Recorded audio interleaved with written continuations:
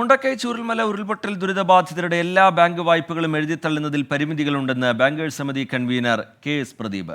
അർഹരുടെ വായ്പ എഴുതിത്തള്ളാൻ ആകുമോ എന്നാണ് പരിശോധിക്കുന്നതെന്നും KS പ്രദീപ് വ്യക്തമാക്കി. വായ്പാ തിരിച്ചടവിൽ അന്തിമ തീരുമാനം നാളത്തെ ബാങ്കേഴ്സ് സമിതി യോഗത്തിലുണ്ടാകും.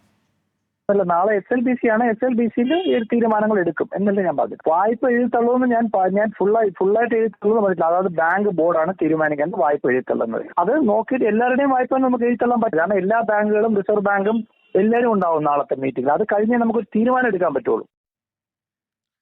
ഹരികൃഷ്ണൻ ചേരുന്നുണ്ട് വിവരങ്ങളുമായി തിരുവനന്തപുരത്ത് നിന്ന്. ഹരികൃഷ്ണൻ, ഈ ദുരന്തബാധിതരുടെ വായ്പകൾ എഴുതിത്തള്ളണം എന്നുള്ള ആവശ്യം പല കോണുകളിൽ നിന്നായി ഉയർന്നതാണ്. ദുരന്തബാധിതരും ആ ആവശ്യം മുന്നോട്ട് വെച്ചതാണ്.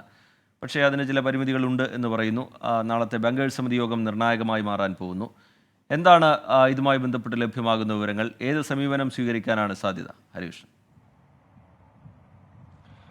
റിജിത്ത്, ഈ പറഞ്ഞതുപോലെ തന്നെ ഈ സമിതി കൺവീനർ KS പ്രദീപ് നമ്മളോട് പറഞ്ഞതുപോലെ തന്നെ നാളത്തെ യോഗമായിരിക്കും അതിൽ നിർണായകമായ ഒരു തീരുമാനം എടുക്കുക എന്നുള്ളതാണ്. അതായത് ഈ ദുരിതബാധിതരുടെ മുഴുവൻ വായ്പകളും അത് എഴുതിത്തള്ളുന്നതിൽ ചില പരിമിതികളുണ്ട് എന്നുള്ളതാണ് പറയുന്ന ഏറ്റവും പ്രധാനപ്പെട്ട കാര്യം.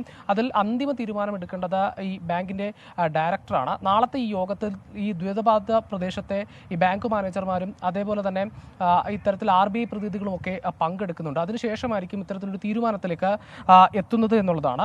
ഈ വയനാട് ദുരിതബാധിതരുടെ എല്ലാ വായ്പകളും എഴുതി തള്ളാൻ സാധിക്കില്ല എന്നുള്ള തരത്തിൽ തന്നെയാണ് കൺവീനർ നമ്മളോട് സംസാരിച്ചത്.